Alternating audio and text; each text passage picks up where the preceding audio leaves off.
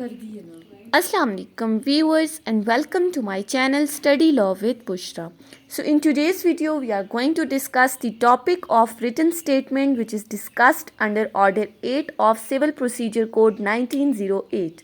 But before starting the discussion, I request you all to please subscribe to my channel and don't forget to press the bell icon for latest updates. Do share this video with your friends and don't forget to comment your feedback. So let's move towards the discussion. Written statement को हम उर्दू में कहते हैं जवाब दावा। अब होता क्या है कि जैसे ही प्लेंटिफ एक प्लेंट फाइल करता है जिसमें वो बाकायदा अपना क्लेम मेंशन करता है, अब जैसे ही कोर्ट को ये प्लेंट मौसूल होती है तो वो डिफेंडेंट को समन भेज देते हैं कि वो अपनी रिटन स्टेटमेंट पेश करे, यानी कि वो इस दावे के जवाब में अपना दावा लेकर आए, यानी कि जवाब दावा लाए जिसमें वो इन एलिगेशंस का रिस्पॉन्ड करे कि आइदा वो इस एलिगेशंस को एडमिट करे या इन एलिगेशंस को डिनाई कर रहा है। तो हर रिटन स्टेटमेंट में हमारे पास टाइटल के बाद कुछ प्रीलिमिनरी ऑब्जेक्शंस दी जाती हैं, यानी कि कुछ बुनियादी एतराज़ात लिखे जाते हैं। उसके बाद क्या होता है कि जो प्लेंटिव ने अपनी प्लेंट में जो पैराग्राफ्स में एलिगेशंस मेंशन की हुई होती हैं, अब डिफेंडेंट अपनी रिटन स्टेटमेंट में उनका रिस्पॉन्स करता है। Each and every paragraph is responded by the defendant in his written statement. या तो वो एज अ होल पूरे पैराग्राफ को एडमिट कर रहा होता है या एज अ होल डिनाई कर रहा होता है, या पार्शली एडमिट कर रहा है या पार्शली डिनाई कर रहा है। अब ऑर्डर 8 में कुछ रूल्स हमें बताए हुए हैं, हम वन बाय वन उनको डिस्कस करते हैं। सबसे पहला रूल है रूल 1। रूल 1 में ये चीज़ बता दी गई है that the defendant after receiving the summon from the court has to present his written statement as a defence within 30 days from the date of that summon. यानी कि जैसे ही डिफेंडेंट को कोर्ट से समन मौसूल हुआ, उस समन मौसूल होने की डेट के बाद 30 days के अंदर अंदर 30 दिन के अंदर अंदर डिफेंडेंट ने अपनी रिटन स्टेटमेंट कोर्ट में प्रेजेंट करनी होती है। अब यहाँ पर एक प्रोवियो दी गई है कि अगर डिफेंडेंट फेल हो जाता है इन 30 days के अंदर अपनी रिटन स्टेटमेंट प्रेजेंट करने से, तो वो कोर्ट से क्या करेगा, वो टाइम डिमांड करेगा, कोर्ट से एक्सटेंशन डिमांड करेगा, कुछ टाइम पीरियड मांगेगा कि मैं इस टाइम पीरियड में नहीं जो है वो रिटन स्टेटमेंट सबमिट कर सका, तो मुझे कुछ मज़ीद टाइम दिया जाए ताकि मैं अपनी रिटन स्टेटमेंट प्रेजेंट कर सकूं। तो क्या होता है कि कोर्ट जो है वो उस डिफेंडेंट को 120 days का मज़ीद टाइम देती है, यानी कि अगर 30 days में नहीं प्रेजेंट की तो time extension will be in between 120 days।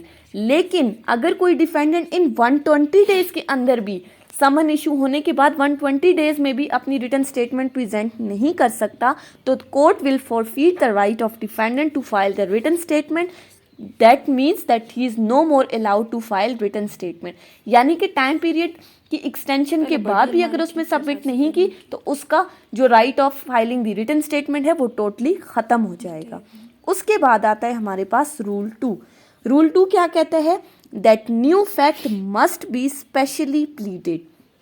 अब इसमें क्या चीज़ मेंशन है, रूल 2 ये कहता है that defendant will raise all the special matters in his written statement.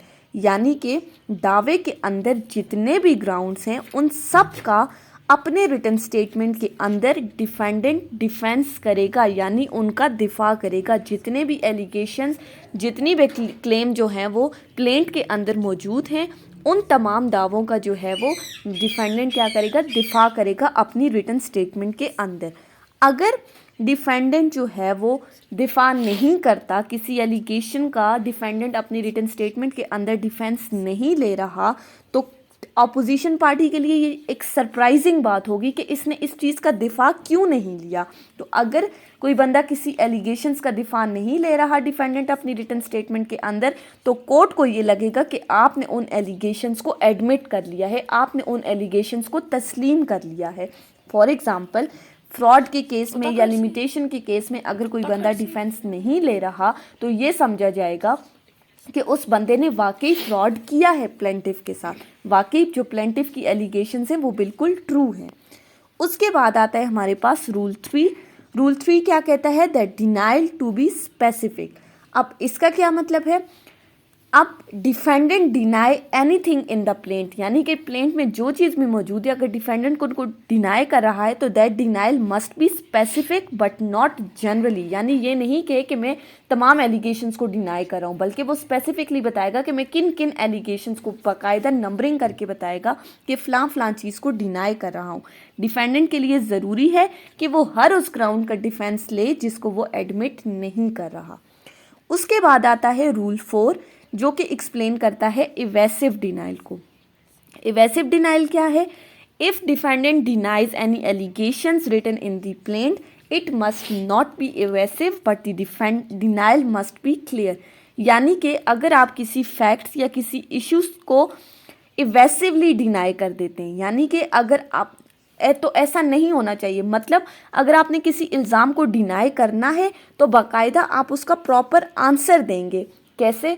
For example, अगर हमारे पास रिकवरी ऑफ सूट का कोई केस है तो डिफेंडेंट फ़ौरन ये नहीं कहेगा कि भाई मैंने प्लेंटिफ के पैसे वापस नहीं करने, ठीक है। प्लेंटिफ ने रिकवरी ऑफ सूट के लिए जो है वो अपना प्लेंट फाइल की, तो डिफेंडेंट फ़ौरन से आके कह दे भाई मैंने इसको पैसे नहीं देने, ऐसा नहीं है। बल्कि वो फ़ौरन इनकार ना करे, बल्कि वो डिफेंडेंट को चाहिए कि वो बाकायदा बताए कि हमारे पास रिकवरी ऑफ सूट का कॉन्ट्रैक्ट, हमारे पास ये मनी सूट का कॉन्ट्रैक्ट हुआ था, इतने पैसे मैंने प्लेंटिफ को दे दिए हैं, इतने देने हैं, इतने बाकायदा बच के थे। यानी कि वो बाकायदा properly step by step court को एक्सप्लेन करेगा। उसके बाद आता है रूल 5, जो कि बताता है स्पेसिफिक डिनाइल के बारे में। अब ये स्पेसिफिक डिनाइल क्या है? इसमें रूल 3 को फर्दर एक्सप्लेन किया हुआ। क्या? If denial is not specifically done and defendant only says this in his written statement that I am denying the allegation, it will be considered that he has accepted such allegation. यानी कि अगर defendant simply ये कहता है कि मैं इन तमाम इल्ज़ामात को रद्द करता हूँ, तो ये समझा जाएगा कि उसने कुछ इल्ज़ामात को एक्सेप्ट कर लिया है, ठीक है। तो होता क्या है, अब यहाँ इसमें एक प्रोविजन बताई हुई है, हमें एक प्रोविजन दी गई है कि कोर्ट अपनी डिस्क्रिशनरी पावर्स को यूज़ करते हुए ये कह सकती है that he can require the facts to be proved by any admission other than that, ठीक है। वो किसी और तरीके से वो किसी और तरीके से फैक्ट्स को प्रूव करने के लिए भी कोर्ट कह सकती है अपनी स्वाबदीदी इख्तियारात को इस्तेमाल करते हुए। और अगर डिफेंडेंट रिटन स्टेटमेंट फाइल नहीं करता तो कोर्ट के लिए ये चीज़ लीगल है। It is lawful for the court to give the decision on the basis of the facts filed in the plaint, यानी कि कोर्ट वन साइडेड डिसीजन दे सकती है, एक्स पार्टी डिक्री दे सकती है, ठीक है। अगर डिफेंडेंट रिटन स्टेटमेंट फाइल नहीं करा तो यही समझा जाएगा ना कि डिफेंडेंट गलत है, तो फिर कोर्ट जो है वो प्लेंटिफ के हक में फैसला दे देगी। इसके साथ साथ ये बताया हुआ है पॉइंट 3 में that in exercising the discretionary power the court can regard the fact whether the defendant has engage the pleader और नॉट। और फिर फोर्थ में ये चीज़ बताई हुई है कि जैसे ही जजमेंट अनाउंस होगी तो उसके बाद एक डिक्री प्रिपेयर की जाएगी जिसमें जजमेंट की डेट बाकायदा मेंशन होगी अगर डिफेंडेंट रिटन स्टेटमेंट फाइल नहीं कर रहा, ठीक है। उसके बाद आता है हमारे पास रूल 6। रूल 6 बहुत ही इम्पॉर्टेंट है। रूल 6 में क्या चीज़ बताई गई है? Particulars of set off to be given in the written statement. अब ये क्या है, इसको थोड़ा सा अटेंटिवली आपने सुनना है, बहुत ही इम्पॉर्टेंट है बहुत ही ईजी सा। सेट ऑफ क्या है अब हमारे पास? अब सेट ऑफ में क्या होता है, अगर प्लेंटिफ एक सूट फाइल करता है रिकवरी ऑफ मनी का डिफेंडेंट के अगेंस्ट, ठीक है, यानी कि डिफेंडेंट ने मेरे इतने पैसे देने हैं, और क्या होता है कि इसी सूट के अंदर प्लेंटिफ ने डिफेंडेंट के भी कुछ मनी देनी होती है। यानी कि क्या हुआ, अगर प्लेंटिफ डिफेंडेंट के अगेंस्ट सूट फाइल कर रहा है कि इसने मुझे इतने पैसे देने हैं, और डिफेंडेंट इन रिस्पॉन्स क्या कहता है कि भाई प्लेंटिफ ने भी मेरे कुछ पैसे देने, ठीक है। यानी कि प्लेंटिफ ने प्लेंट फाइल किया डिफेंडेंट के अगेंस्ट रिकवरी ऑफ मनी के लिए। डिफेंडेंट इन रिटर्न अपनी रिटर्न स्टेटमेंट में क्या कहता है कि इतने पैसे तो प्लेंटिफ ने भी मेरे देने हैं, वो बाकायदा वो चीज़ मेंशन करेगा।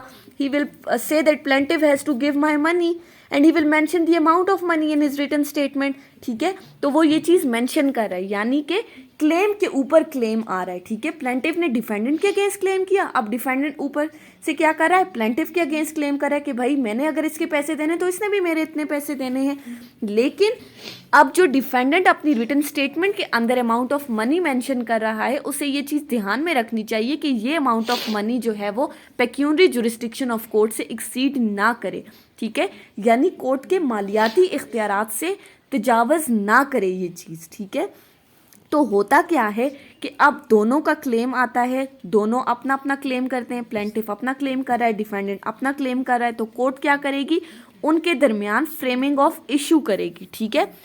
अब ये बिल्कुल हमारे पास एक काउंटर क्लेम की तरह होते हैं, ठीक है, यानी कि एक क्लेम के ऊपर क्लेम, दोनों ने अपना अपना क्लेम किया, कोर्ट क्या करेगी, दोनों के दरमियान फ्रेमिंग ऑफ इशू होगा, प्लेंटिफ और डिफेंडेंट, और उसी के मुताबिक फिर वो उनसे एविडेंस डिमांड करेगी, ठीक है, एविडेंस नोट लेगी और फिर फैसला करेगी कि किसने किसके कितने पैसे देने हैं, एविडेंस देखने के बाद, सबूत देखने के बाद। और सेट ऑफ क्लेम करने के लिए रिटन स्टेटमेंट के हमेशा स्टार्ट में ये चीज़ मेंशन करनी चाहिए, ठीक है, कि जो चीज़ आप क्लेम कर रहे हैं कि प्लेंटिफ ने भी मेरे कुछ, for example recovery of suit में अगर ये कह रहे हैं कि प्लेंटिफ ने भी मेरे कुछ पैसे देने हैं, तो आपने वो चीज़ स्टार्ट में मेंशन करनी है, ठीक है। दोनों पार्टीज अपना अपना रिस्पेक्टिव क्लेम करेंगी, उसके बाद फ्रेमिंग ऑफ इशू होगा, दोनों पार्टीज़ को अपना अपना क्लेम प्रूव करना होगा, तो वो डॉक्यूमेंट्री एविडेंस जो है वो पेश करेंगी, और फिर इन डॉक्यूमेंट्री एविडेंस की बिना पर कोर्ट जो है वो डिसीजन देगी कि भाई कि किसने किसको कितनी रकम देनी है। अब सेट ऑफ के कुछ इसेंशियल एलिमेंट्स हैं हमारे पास। सबसे पहली बात, सूट हमेशा रिकवरी ऑफ मनी के लिए होना चाहिए, ठीक है, रिकवरी सूट है हमारे पास सेट ऑफ क्लेम करने के लिए। उसके बाद डिफेंडेंट का जो क्लेम है it must be related to the a certain sum of money, यानी कि एक कंफर्म, ये नहीं कि भाई इतने तकरीबन इतने पैसे, बल्कि कंफर्म पता होना चाहिए कि कितने पैसे देने हैं। इसके अलावा मनी जो है that must be legally recoverable, ठीक है, कोई फ्रॉड के ज़रिए ना पैसा लिया हो, कोई जुआ, कोई इस तरह की कोई चीज़ ना हो, ठीक है। इसके अलावा सम ऑफ मनी जो है वो कोर्ट की पेक्यूनरी जुरिस्डिक्शन से एक्सीड ना करे, ठीक है, it is not barred by, it should not be barred by limitation. और इसके अलावा लास्ट क्या है, both the plaintiff and defendant must be in the same character. So ये थी हमारी आज की डिस्कशन रिटन स्टेटमेंट ऑर्डर 8। हमने इस वीडियो के अंदर फर्स्ट 6 रूल को डिस्कस किया है। नेक्स्ट वीडियो में हम बाकी 7 से लेकर 10 तक रूल्स को डिस्कस करेंगे। आई होप कि आपको ये टॉपिक समझ में आया होगा। अगर इससे रिलेटेड किसी भी किस्म की कोई कन्फ्यूजन है तो आप कमेंट्स में मुझसे पूछ सकते हैं। अगर वीडियो अच्छी लगी है तो इसे लाइक करें, कमेंट करें, चैनल को सब्सक्राइब करना ना भूलें। Thank you so much for watching. अल्लाह हाफिज़।